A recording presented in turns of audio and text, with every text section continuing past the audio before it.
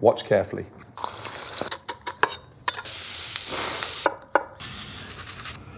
Oh. Look at that. Oh boy. Fucking delicious.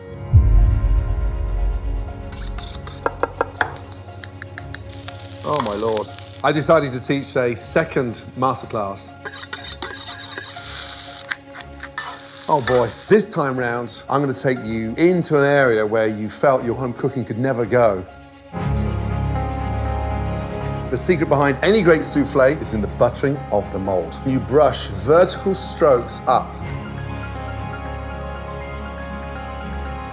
This crispy chicken salad for me is the get out of jail card, especially when you've got a big dinner party, because that is good enough for 4 or 5 of you.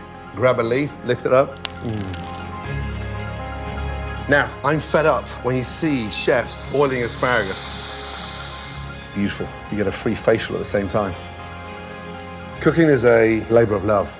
Stay close to every step of the way.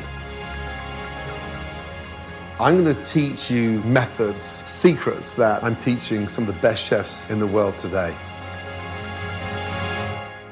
I'm Gordon Ramsay, and this is my masterclass.